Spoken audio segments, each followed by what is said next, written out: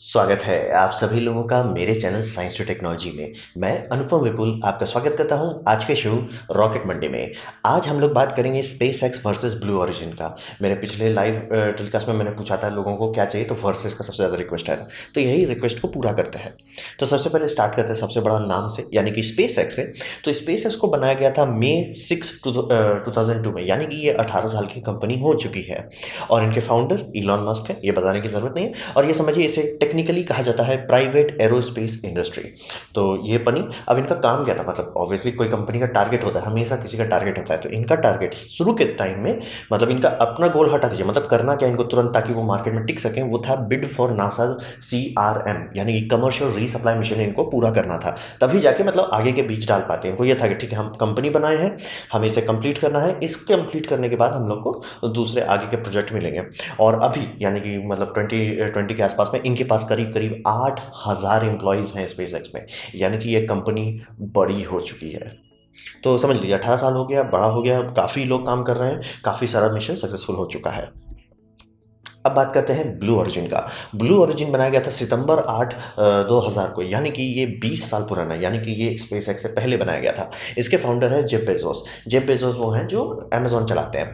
तो समझ लीजिए ये भी प्राइवेट एरोस्पेस इंडस्ट्री बनाते हैं। अब तिगड़म ये है जो कि जेफ बेजोस इसको चला रहे हैं, जेफ बेजोस को $1 बिलियन अपने तरफ से देते हैं। तो जेफ बेजोस के पास है क्या इतना बिलियन कि वो बिलियन पे बिलियन देते हैं? हाँ, जेफ बेजोस के पास बहुत ज़्यादा $1 बिलियन है। मतलब इनका जो रिसेंट डिवोर्स हुआ जिसमें 50% भी स्वाहा हो गया, उसके बाद भी इनके पास बहुत बचा हुआ है। मतलब इनके पास पैसे की कमी नहीं है। ये सेल्फ फंडेड है, यानी कि ये अपने पॉकेट से पैसा दे रहे हैं कि भैया तुम लोग लो, टाइम लेके बनाओ, कोई हड़बड़ी की जरूरत नहीं है। स्पेस एक्स के पास ऐसा नहीं था, अगर नासा का कॉन्ट्रैक्ट मिस कर जाते खत्म हो जाती कंपनी। इनके साथ वैसा कोई टेंशन नहीं, इनको डिले भी हो जाए झेल सकते हैं। मतलब ये सेल्फ फंडेड है। और ये समझिए इनके पास 2000 से 2500 एम्प्लॉय के आसपास रहते हैं। और ये लोग इंजन बनाते हैं और काफ़ी बड़े बड़े पार्टनरशिप पे काम चल रहा है इनका। तो ये हो गई ब्लू ओरिजिन। अब बात करते हैं, हर कंपनी का एक गोल होता है कि जो बंदे ने बनाया उस कंपनी का गोल क्या था।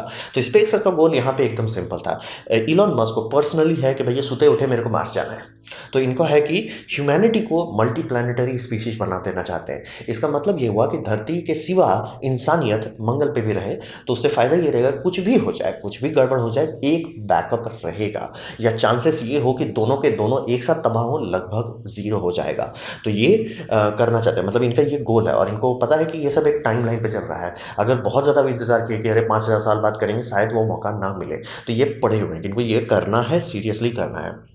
और इनका एंड गेम वही है कि मार्स पे एक सेल्फ सफिशिएंट कॉलोनी बना देना है, जहाँ पे यानी कि धरती से कार्गो का आदान प्रदान जरूरी ना हो। वो ऐसा हो कि आ जा रहा है कोई टेंशन नहीं, मतलब दवाई चाहिए दवाई मार्स पे ही बन जा रहा है, खाना चाहिए मार्स पे ही बन जा रहा है। मतलब पूरा सिविलाइजेशन का फाउंडेशन रखना चाहते हैं। और पूरा जो ये रॉकेट बनाते हैं सब, मतलब स्टार्टिंग से ही इनका मतलब फोकस था मार्स के हिसाब से बना रहे थे। मतलब फाल्कन भी मार्स के हिसाब से। आप लोग में से जो लोग इलॉन मस्क का पुराना टाइमलाइन पता होगा, जो सबसे स्टार्टिंग में जहाँ पे वो 2018 में लैंड कर रहे थे मार्स पे, वहाँ पे मतलब खूब सारे ड्रैगन कैप्सूल लैंड करके इस तरह का कॉलोनी बनाने का बात चल रहा था। बाद में समझ आया वो डिज़ाइन सक्सेसफुल नहीं होता, तो अब बड़ा रॉकेट पे काम चल रहा है। तो स्पेस एक्स का गोल ये है कि मार्स पे जाना है, मार्स पे पूरा फाउंडेशन लगा देना कि इंसानियत वहाँ पे खुद ब खुद ग्रो कर सके। तो ये इलॉन मस्क का हुआ। अब बात करते हैं जेफ बेजोस का क्या है। तो यानी कि ब्लू ओरिजिन जो वो चला रहे हैं, उनका है कि धरती को सेफ हेवन में बदलना है। यानी कि उनको पता है इंडस्ट्री की ज़रूरत है, इंडस्ट्री के बिना हम लोग नहीं चल सकते। कहने को सब लोग कहता है कि प्रदूषण घटाओ प्रदूषण घटाओ, जहाँ पे लोगों का प्रोडक्ट हटाना शुरू कर देंगे लोग, छोड़ देंगे भैया छोड़, धरती का कुछ यूज़ है, मेरे को प्रोडक्ट चाहिए अपना। हर किसी के साथ होता है, इंसान के साथ होता है। तो इनका ये है कि हम लोग को चाहिए एनर्जी। एनर्जी के कारण हम लोग प्रदूषण करते हैं, तो क्यों ना अंतरिक्ष में चले जाएं जहाँ पे अनंत एनर्जी है। मतलब टेक्निकली कह सकते हो आप कि इन्फिनिट एनर्जी है, क्योंकि सन के पास इतनी एनर्जी है, आपका कभी कम नहीं पड़ने वाला। तो इनका मेन गोल है कि स्पेस में जाके मैन्युफैक्चरिंग सेक्टर लगा दिया जाए और मतलब वर्किंग क्लास के लिए पूरा एक अलग से ओनील सिलेंडर टाइप सिचुएशन बना दिया जाए। मतलब बम बम हैबिटेट, स्पेस स्टेशन लीजिए उसको कई हज़ार गुना बड़ा कर दीजिए।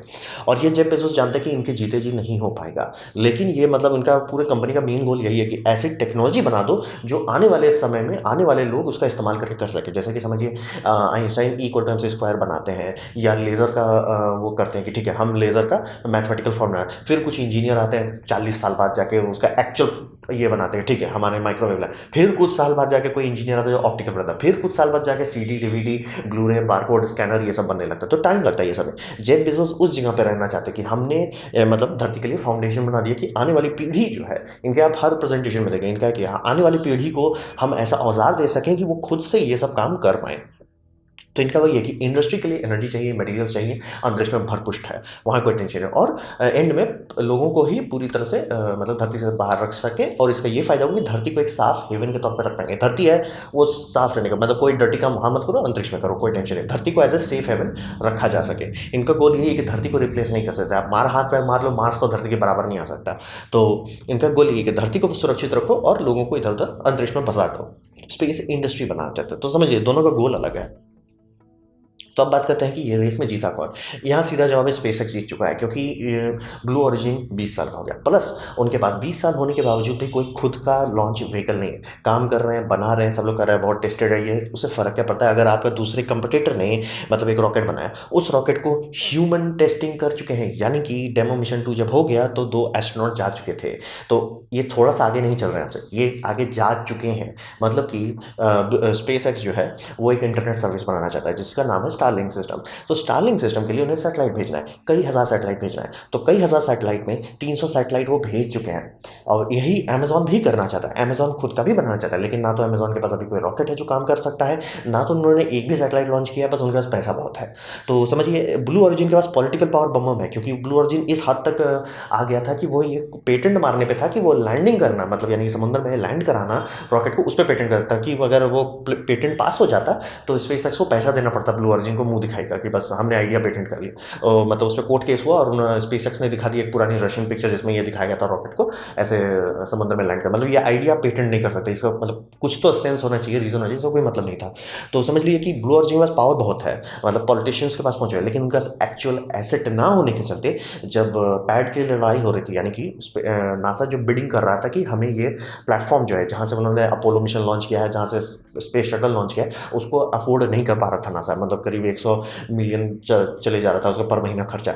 तो ये किसी को दे देना चाहते तो भैया जो इसको लेगा उसको मेंटेन करो और यूज़ करो। तो उस वक्त पे बिडिंग हुई, बिडिंग में स्पेसएक्स लगा दिया, और ब्लू ओरिजिन बोला कि नहीं हम लेंगे, क्योंकि हम मतलब सबको देंगे, मतलब हम भी यूज़ करेंगे दूसरों को भी देंगे। स्पेसएक्स का कि हम इसको लेंगे, इसका पूरा खर्चा हम उठाएंगे और हम इसका इस्तेमाल करेंगे। और ब्लू ओरिजिन को तुरंत नासा हटा दिया, ठीक है तुम करना चाहते हो बल्ले बल्ले, लेकिन तुम्हारे पास कुछ है जो तुम एक्चुअल लॉन्च करोगे, मतलब कोई ऑर्बिटल क्लास रॉकेट है तब ना हम बात बनाएं। वो समझिए मतलब सेनेटर के पास जाके हर सेनेटर से मतलब नासा की तरफ दबाव डाल, नासा एक ही चीज़ बोला भैया तुम्हारे पास रॉकेट हो तब ना मैं तुमको दूँ। तो वही समझ लीजिए कि कहने को बहुत पावर है, बम पावर, मतलब इलॉन मस्क को कहा जाएगा अगर आयरन मैन है, तो जेफ बेजोस को कहा जाता है लेक्स लूथर है। जेफ बेजोस के पास बहुत से ऊपर का पावर है, मतलब नॉर्मल आदमी नहीं है, पहुंचे हुए पावर है।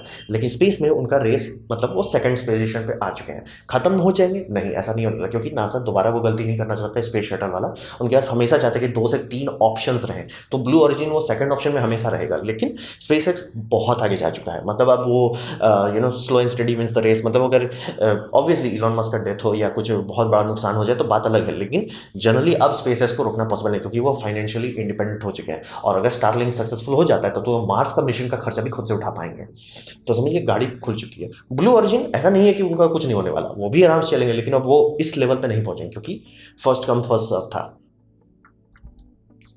तो ये था मेरा presentation blue origin versus SpaceX के बारे में। उम्मीद करता हूँ आपको अच्छा लगा हो, कुछ सीखने को मिला हो, कुछ समझ में आया हो। अगर ऐसा है लाइक कर दें, दोस्तों का शेयर कर दें, उससे मेरा काफ़ी भला होगा। नहीं अच्छा लगा, नहीं पसंद आया, कोई बात नहीं, आप डिसलाइक कर सकते हैं। मैं कहूँगा डिसलाइक 2 बार दबाएं, उससे मुझे पता चले वो कितना ना पसंद हुआ है। मैं आपसे कहूँगा कमेंट लिखे, कि मैं हर कमेंट की जवाब देने की कोशिश करता हूँ। आपसे कहूँगा सब्सक्राइब कीजिए, बेल दबाइए अगर आप फ्री हैं तो। आपने मेरा वीडियो देखा, जानकर मुझे बहुत खुशी हुई। धन्यवाद।